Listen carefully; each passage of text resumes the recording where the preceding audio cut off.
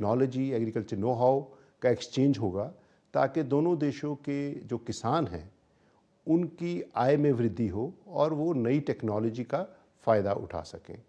तो cultural exchange programme हो रहा है जो 1999 में एक एग्रीमेंट हुआ था, उसके तहत ये 5 साल का आगे कल्चरल एक्सचेंज सांस्कृतिक होगा। सर, आपने सांस्कृतिक संबंधों की बात की, बहुत गहरे रिश्ते रहे हैं।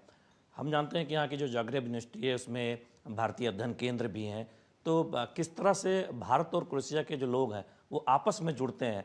भारत का जो योग है, आयुर्वेद है, वो यहाँ बहुत बहुत पॉपुलर हो रहा है अगर बीते एक दशक में देखें तो। अगर आयुर्वेद देखें तो लगभग 25 स्टूडियो हैं यहाँ पे आयुर्वेद के, और कई यहाँ पे रेस्टोरेंट हैं जो आयुर्वेदिक खाना ही खिलाते हैं और वो बड़े हाई एंड माने जाते हैं यहाँ पे। योगा का अगर लें तो योग के इस वक्त करीबन 250 के करीब स्टूडियोज़ हैं और 10,000 से करीब क्रोएशियंस रोज़ योगा करते हैं। हमारा इंटरनेशनल डे योगा आ रहा है, उसमें बहुत सारे क्रोएशिया भर में कार्यक्रम होंगे।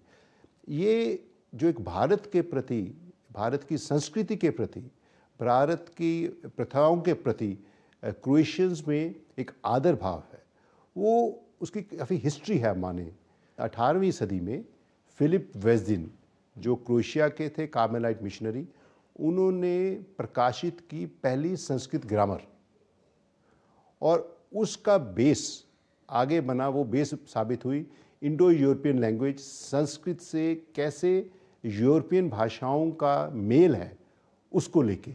तो बहुत लोग यहाँ से पिछले कई डेकेड्स में भारत गए हैं। ऋषिकेश, वाराणसी, वो हिंदू धर्म की वहाँ पे जो प्रथाएं चलती हैं वो देखते हैं, उनसे आकर्षित होते हैं और यहाँ पे उसको बताते हैं लोगों को। तो एक genuine love and affection and passion भारतीय संस्कृति के प्रति यहाँ के लोगों में है और बहुत आदर करते हैं इस चीज़ का। बिल्कुल सर, संस्कृति से हम व्यापार की तरफ चलेंगे। FTA फ्री ट्रेड एग्रीमेंट इस साल के अंत तक होना है EU के साथ। अब ऐसे समय में प्रधानमंत्री नरेंद्र मोदी आ रहे हैं क्रोएशिया के दौरे पर, तो उस लिहाज से आप इस दौरे को कितना महत्वपूर्ण देखते हैं? भारत अब चौथी विश्व की सबसे बड़ी इकोनॉमिक पावर है और बहुत जल्द हम तीसरी होने वाले हैं। तो ये तभी संभव है जब हमारा जो निर्यात है वो बढ़े, हमारे प्रोडक्ट्स को एडिशनल मार्केट्स मिले।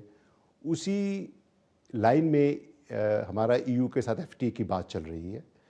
क्रोएशिया EU का मेंबर है 2013 से। 2023 में ये यूरोजोन और शेंगन में भी आ गया। तो मैं समझता हूँ कि इस दौरे से जो दोनों प्रधानमंत्रियों के बीच, दोनों देशों के बीच घनिष्ठता आएगी, तो उससे हमें EU में एक स्ट्रॉन्ग पार्टनर मिलेगा जो हमें इस FTA की जो नेगोशिएशंस होंगी उसमें भारत को अपना पक्ष और हमारे हक में जो नेगोशिएशंस हों उस तरफ हमें ये FTA को ले जाने में बहुत मदद मिलेगी। DD न्यूज़ से बात करने के बहुत बहुत धन्यवाद। प्रधानमंत्री नरेंद्र मोदी के क्रोएशिया दौरे पर हम बातचीत कर रहे थे क्रोएशिया में भारत के एम्बेसडर अरुण गोयल जी से, जिन्होंने इस दौरे के जो महत्व है, जो रणनीतिक महत्व है और आर्थिक महत्व है और भारत और क्रोएशिया के संबंध जो भविष्य में और प्रगाढ़ होने वाले हैं, उस विषय में बातचीत की।